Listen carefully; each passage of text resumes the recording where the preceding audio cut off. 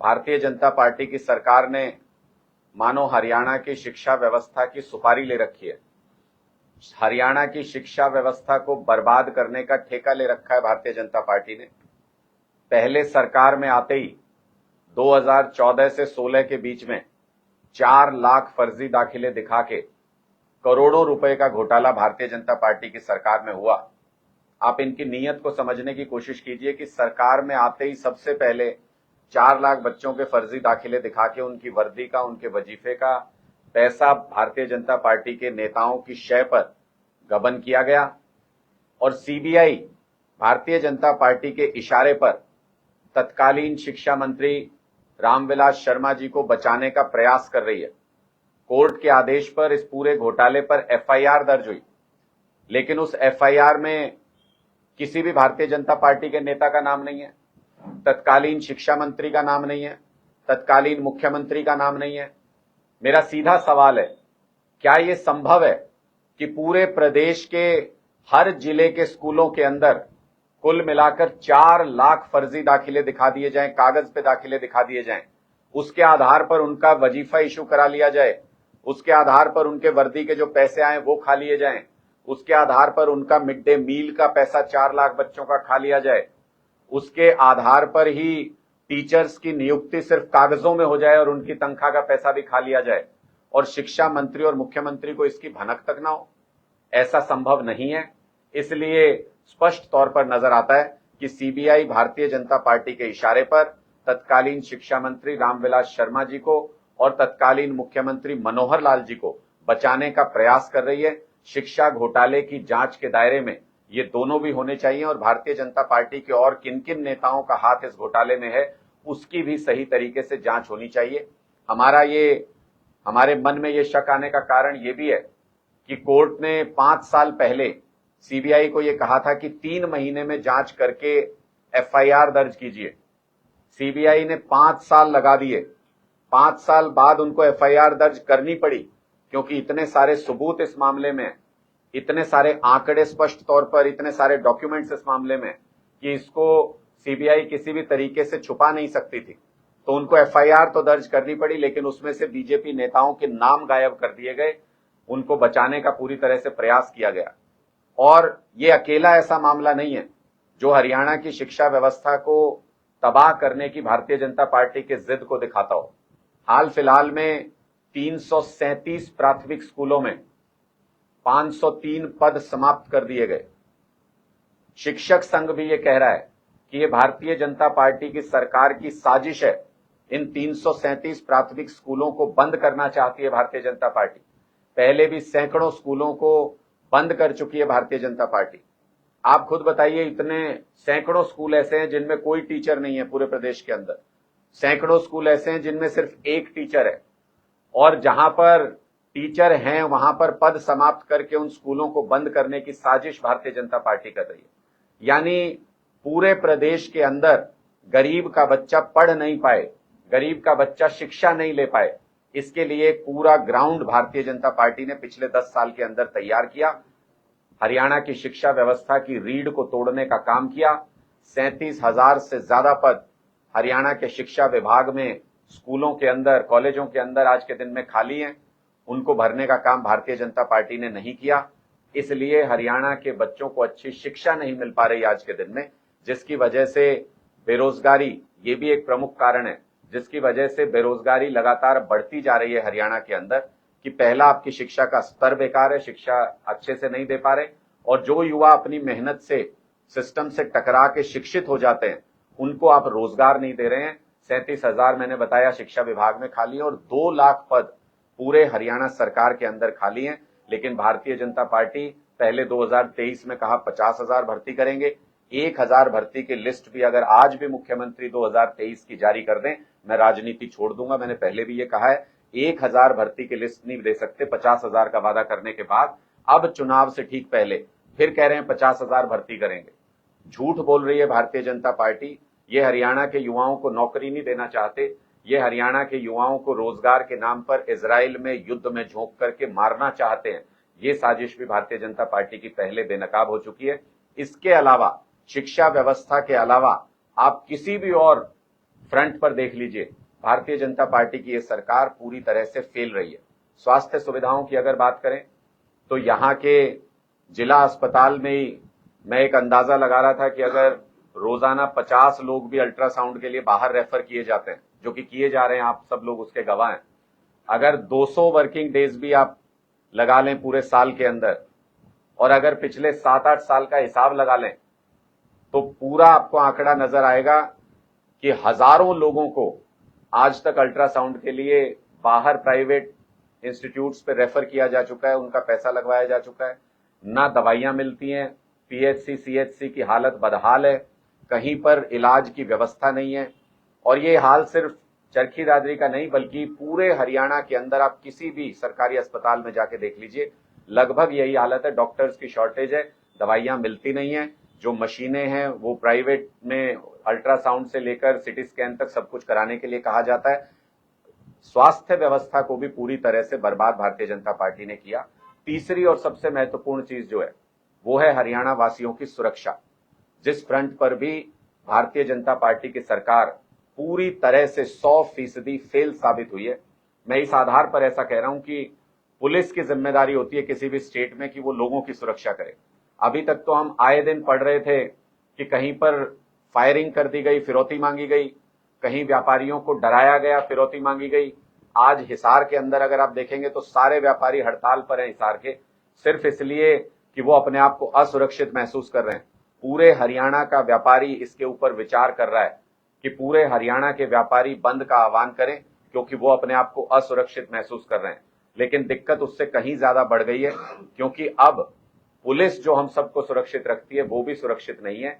Karnal CM city के अंदर ASI की सरेआम गोली मार के हत्या कर दी जाती है, और 72 घंटे बीत जाने के बाद भी, लगभग 72 घंटे होने को हैं, तब भी कोई भी अपराधी अभी तक पुलिस के हाथ में नहीं आया है। हम तो फिल्मों में देखते थे और पुलिस के अधिकारी हमारे मित्र हैं वो बताते थे कि पुलिस के ऊपर अगर कोई अपराधी उंगली भी उठा दे तो पुलिस का अलग ही रूप देखने को मिलता है। पुलिस अपना इनकलाब स्थापित करने के लिए, अपना वर्चस्व स्थापित करने के लिए, कानून का वर्चस्व स्थापित करने के लिए बहुत गंभीरता से उस मुद्दे पर काम करती है। लेकिन इस मामले में 72 घंटे बीत जाने के बाद भी जब अपराधी कानून की जद से बाहर है तो पूरे प्रदेश के लोग, पूरे प्रदेश के व्यापारी, पूरे प्रदेश की महिलाएं चिंतित हैं इस बात को लेकर के कि जब हमारी सुरक्षा करने वाली पुलिस ही सुरक्षित नहीं है भारतीय जनता पार्टी के राज में, तो फिर हमारी सुरक्षा का क्या होगा। ऐसा करके अगर आप देखें तो लगभग हर फ्रंट पर, चाहे वो बिजली आपूर्ति की बात हो, चाहे वो पीने का पानी मुहैया कराने की बात हो, चाहे वो गांव की गलियां सड़कें बनवाने की बात हो, हर फ्रंट पर भारतीय जनता पार्टी पूरी तरह से फेल साबित हुई है। न किसानों की आकांक्षाएं पूरी कर पाई ये सरकार, न नौजवानों को रोजगार दे पाई ये सरकार, न ही महिलाओं को सुरक्षा दे पाई, सम्मान दे पाई ये सरकार। इसलिए भारतीय जनता पार्टी की सरकार के अंतिम दिन चल रहे हैं और जाते जाते कहते हैं बुझने से पहले दिया फड़फड़ाता है। तो भारतीय जनता पार्टी की सरकार आजकल आनन फानन में कुछ भी अनाउंसमेंट करने में लगी हुई है। अरे अगर आपको कुछ करना था तो आपके पास 9.5 साल का समय था, अब 10 साल होने को आए हैं। आपके पास समय था, आप हरियाणा का रूप बदल सकते थे, आप हरियाणा को शानदार बना सकते थे, सुनहरा बना सकते थे, लेकिन आपने वो मौका आप चूक गए। अब हरियाणा की जनता भारतीय जनता पार्टी को बदलने को तैयार है। हरियाणा की जनता लंबे समय से एक तीसरे विकल्प का इंतजार कर रही थी। आम आदमी पार्टी को हमने हरियाणा में उस तीसरे विकल्प के रूप में स्थापित किया है। लोकसभा चुनाव के नतीजे ये स्पष्ट तौर पर बताते हैं कि हरियाणा में बीजेपी और कांग्रेस के बाद अगर कोई तीसरा विकल्प, तीसरी ताकत है तो वो आम आदमी पार्टी है। जेजेपी, इनेलो, बसपा जैसी पार्टियां जो दशकों से राजनीति कर रही हैं हरियाणा के अंदर, इनेलो जेजेपी तो सरकार में भी रहे, उनकी सरकार भी रही, उसके बावजूद भी इनके सारी लोकसभा सीटों के उम्मीदवारों के वोट जोड़ लीजिए, तीनों पार्टियों के कुल मिलाकर जितने वोट बनते हैं उससे ज्यादा वोट आम आदमी पार्टी ने एक लोकसभा सीट पर हासिल किए। यह अपने आप में यह बताता है कि तीसरे विकल्प के रूप में आम आदमी पार्टी को हरियाणा के लोगों ने स्वीकार किया है। हम इस तीसरे विकल्प को जन संवाद के माध्यम से एक एक गांव में, एक एक कस्बे में लेकर के जा रहे हैं। 15 जुलाई से पहले पहले 7,000 गांव और 1,000 से ज्यादा वार्ड में लोगों से जन संवाद करेंगे। उनकी बातों को जानेंगे, उनसे पूछेंगे कि आम आदमी पार्टी को किन मुद्दों पर राजनीति करनी चाहिए हरियाणा के अंदर। अरविंद केजरीवाल जी की विचारधारा को उन तक पहुंचाएंगे और तीसरे विकल्प को हरियाणा के अंदर जन जन तक पहुंचाने का काम करेंगे। मुझे पूरी उम्मीद है हरियाणा के लोग इस तीसरे विकल्प को खुली बाहों से स्वीकार करेंगे और आने वाले समय में हरियाणा में आम आदमी का राज होगा। आपके कोई प्रश्न है तो आप पूछ सकते हैं। सरपंचों को जो पावर मिली है उसके बाद से देखा जा रहा है कि जश्न मना रहे हैं, तो उसके किस रूप में देखिए, मैंने स्पष्ट तौर पे कहा कि सरपंच लोकतंत्र में एक चुनी हुई इकाई है। जैसे विधायक होते हैं, जैसे मुख्यमंत्री होते हैं, वैसे ही गांव के सरपंच गांव के मुख्यमंत्री हैं। हमने शुरू से कहा कि लोकतांत्रिक शक्तियों का हनन नहीं होना चाहिए। भारतीय जनता पार्टी मनमाने तरीके से सरपंचों के अधिकार को छीनना चाहती थी। लगातार इनके ऊपर इस बात को लेकर के दबाव था, पूरे हरियाणा में इसका विरोध भी हुआ। और एक कारण स्पष्ट तौर पर, जो आज से पहले मैंने सार्वजनिक तो नहीं किया, लेकिन मैंने उसको स्टडी बहुत किया कि क्यों आखिर भारतीय जनता पार्टी ने सरपंचों के ये अधिकार छीन लिए थे। जब हमने ये देखा कि मैं जिस गांव में जाता, मैं 2000 से ज्यादा गांव में गया हूं पिछले 1-1.5 साल में, मैं जिस गांव में जाता वहां पर मेरी एक युवा सरपंच से मुलाकात होती थी। तो हमने ये स्टडी किया कि ये क्या चेंज है कि पूरे हरियाणा के अंदर यंग लोग जो हैं वो सरपंच बन के आ रहे हैं। तो हमने पाया कि एवरेज एज पूरे हरियाणा के अंदर सरपंचों की जो है वो 40 साल से नीचे और 40 साल के आसपास है, जिसको देख करके भारतीय जनता पार्टी के पास भी ये आंकड़े थे। भारतीय जनता पार्टी ने भी ये बदलाव देखा हरियाणा के अंदर कि पिछली बार जब सरपंच का चुनाव हुआ तो लोगों ने युवा चेहरों को ये कहा कि आप बदलाव लेकर के आइए, हम पुरानी राजनीति से परेशान हो चुके हैं। भारतीय जनता पार्टी का माथा ठनका, उनको लगा कि ये प्रश्न कर सकते हैं, ये पढ़े लिखे लोग हैं, ये युवा हैं, इसलिए उन्होंने उनके फाइनेंशियल राइट्स ही छीन लिए, उनके हाथ पांव काट दिए और उनको कहा कि अब आप तैर के दिखाओ। इसका पुरजोर विरोध पूरे हरियाणा के अंदर हुआ। लोगों ने इस अलोकतांत्रिक और तानाशाही रवैये के खिलाफ मतदान किया। भारतीय जनता पार्टी हरियाणा में हाफ हो गई, जिससे भारतीय जनता पार्टी को यह दिखना शुरू हो गया कि जब विधानसभा के चुनाव होंगे तो हाफ नहीं सुपड़ा साफ होगा भारतीय जनता पार्टी का। इसलिए आनन फानन में तरह तरह की घोषणाएं मुख्यमंत्री पूरे हरियाणा में घूम घूम कर रहे हैं, लेकिन लोग आज उनसे ये सवाल कर रहे हैं कि अगर आपको ये सब करना था तो आपको 10 साल हरियाणा की जनता ने दिए थे। अब उनके वादों पर लोगों को यकीन नहीं है और जो अधिकार चुनाव से ठीक पहले सरपंचों को दिए गए वो दबाव में दिए गए अधिकार हैं। बीजेपी देना नहीं चाहती थी सरपंचों को ये अधिकार, ये बात सरपंच भी समझते हैं। मैं तो शुभकामनाएं देता हूं सरपंचों को कि वो इस अधिकार का इस्तेमाल करके ज्यादा से ज्यादा गांव के लोगों की भलाई का काम करें, ज्यादा से ज्यादा काम करके दिखाएं गांव के अंदर। और फिर जब मतदान का वक्त आए तो अपने उस अपमान को न भूलें जो चंडीगढ़ के अंदर सड़कों के ऊपर घसीट के इस सरकार ने किया था। मतदान का वक्त आए तो आपके काम के बदले जब आप लोगों से वोट मांगे तो उनसे ये कहें कि भारतीय जनता पार्टी की उस तानाशाह सरकार को अपने वोट के जरिए सजा दीजिए जिसने 10 साल तक हमको तड़पाया। हेमंत सोरेन को जमानत मिल गई, केजरीवाल जी को क्या लगता है कि जमानत मिलेगी या फिर हरियाणा में सीएम का चेहरा कौन होगा? देखिए, हमें पूरी उम्मीद है, हमें कानून के ऊपर पूरा विश्वास है और अरविंद केजरीवाल जी के खिलाफ आज तक एक पैसे का सबूत भी भारतीय जनता पार्टी की सारी एजेंसीज जितनी लगी हुई है वो नहीं दे पाई है। एक चवन्नी आज तक हमारे किसी नेता के यहां से, जिनको भी इन्होंने जेल में डाल रखा है, वो बरामद नहीं हुआ है। लोगों के मन में अब ये स्पष्ट है कि ये राजनीतिक केस है और अरविंद केजरीवाल जी को राजनीतिक कैदी बना के मोदी जी जेल के अंदर रखना चाहते हैं।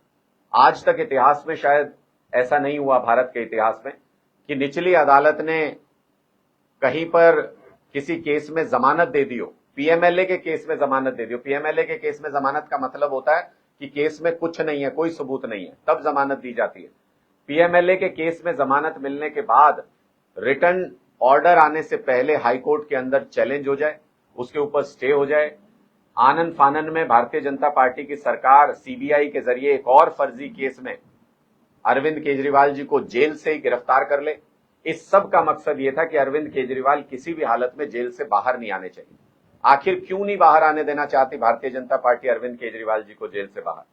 क्योंकि उनको पता है 21 दिन के लिए अरविंद केजरीवाल जी जेल से बाहर आए थे। 400 का सपना देखने वाली भारतीय जनता पार्टी को 240 पे लाके पटक दिया।